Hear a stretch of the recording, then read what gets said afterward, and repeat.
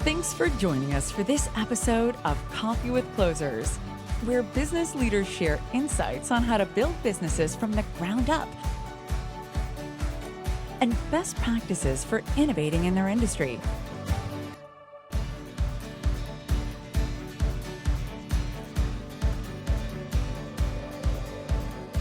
Hey Valentina, I'm super excited to have you join me for this episode of Coffee with Closers. Thank you for having me. Most certainly. Every entrepreneur has an interesting story of how they overcame obstacles to become an entrepreneur.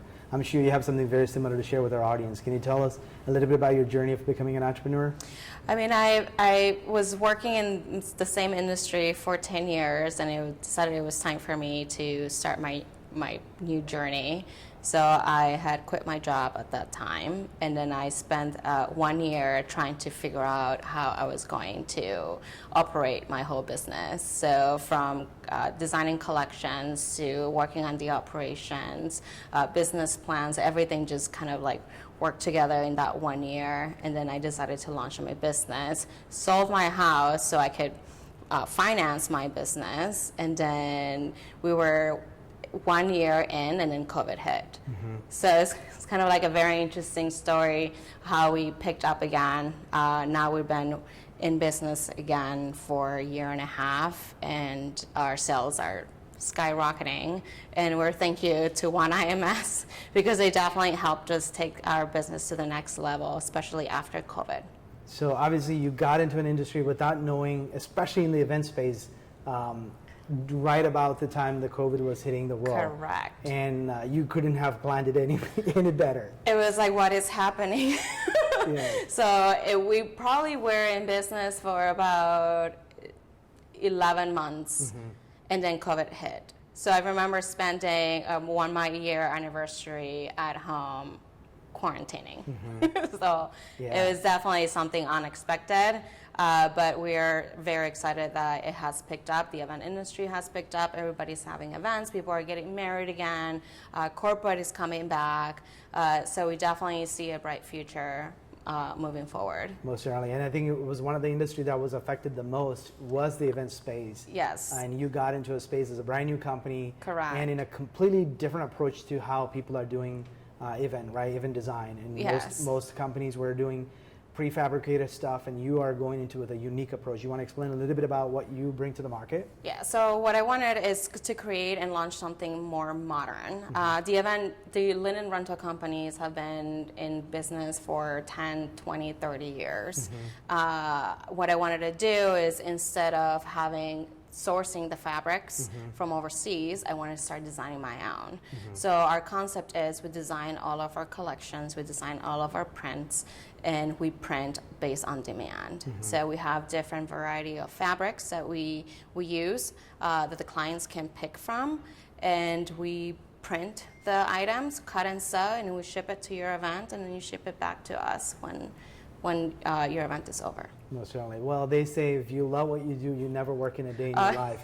You have a very interesting job because you work on creative projects. So explain what your day look like as an entrepreneur, especially with what you do with creative and custom design projects for your customers. Yeah, so a lot of the time our clients will contact us and they will be like, hey, we're working on this event. Here's what we're trying to propose. Sometimes they go and they pick one of our prints, or sometimes we design something just custom for them. Mm-hmm. So the way that works is they'll send us a mood board, and then we just go into our design table and we start sketching, we start painting. Every design is approached differently, whether we use acrylic paint or photography, and then we take it to the graphic aspect of it. So mm-hmm. I will sit with our graphic designer, and then we'll create the pattern, and then we'll send the client proof. Mm-hmm. So as soon as we send them proof, we send them a sample yard, and then they approve that, and then we go ahead and make all the items up on their approval. Mm-hmm. So obviously it's a very fun job. It's a creative industry that you're in. Yeah. But obviously you learned some crazy lessons during the process of building this company. What are some lessons that you've learned in the process of building this company as an entrepreneur? I mean, there's so much. When we were designing our operations, from buying machines to operating them, nobody taught us how to do that. So it was a, kind of like a live and learn type of experience. I always tell the girls we should write a book about this because the amount of, mistakes that we made along the way made us definitely a lot better today. From even like using our textile machines, like testing colors, testing scale, trying to, design something that the client is envisioning, because the client is usually on the other side of the computer. We don't technically have a one-on-one with them physically. So for us, it's trying to understand what they're envisioning and designing and presenting to them. And then obviously some of the lessons like you described, you didn't know how to, like you have this great idea, a big visionary, like, hey, I want to change the event industry, how people are doing events and how they design events. I want to go to them with completely custom options. And then that also meant you had to do a lot more things very unique. So if you had to do it all over again, what would be some of the things that you would do different from the experience that you've learned in the last, 2 to 3 years? I don't know if I would do a lot of things differently. I think that we learned so much from everything that we had to go through. But like things like, I don't know, like ordering boxes, like maybe we would pay more attention to the sizes or, the proofs, or before buying the machine, like talking to a lot of clients to see how, not our clients, but the people who have that machine too, how, what they think, how does it operate, is it easy, is it complicated, do they have a lot of technical difficulties? So our main issues were always like running the machines, because we get training one day, but nobody teaches us how to do our own product. So we just had to figure it out ourselves. And sometimes it was like pulling hairs. We would not sleep at night, but we figured it out, and then now we're in a great condition.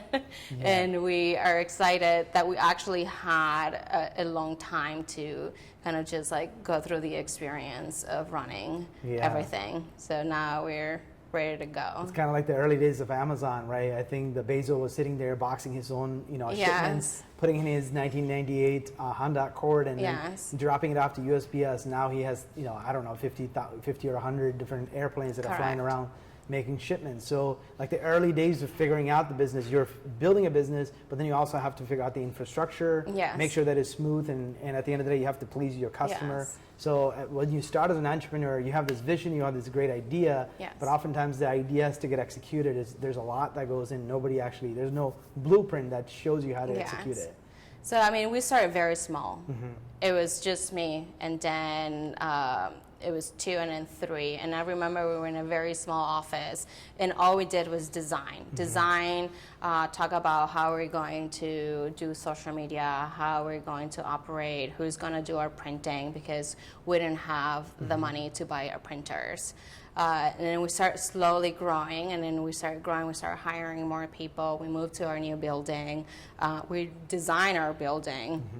And then we started buying the machines and slowly taking operations 100% in-house. So from the design process to the graphic design, through the printing, cutting, and sewing, and shipping. So we are now doing everything 100% in-house. So the entire, pretty much the logistical chain of operation, you're pretty much owning that. Yes. Kind of similar to what Amazon ended up actually doing in their life as well.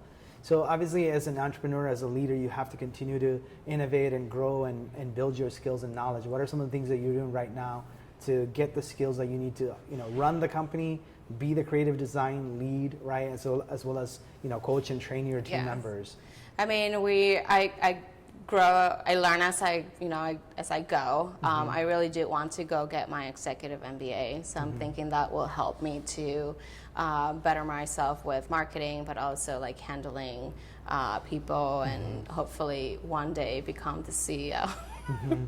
So like slowly, like baby steps. Yeah, I mean, also I think there's tons of free content available too, right? There's like a lot of podcasts, and audiobooks have done great wonders for people who don't have the luxury of going back to school, because sometimes I think school is overrated a little bit, because you have 4 years and probably $100,000 in debt. you probably still don't have much to show for it, but the real world experience that you're getting, that's true. And also the knowledge from people who've have done it before, listening to their books or listening to the podcast really helps accelerate the learning. Yes, I mean, if you think about it, I do feel like this is our, an MBA.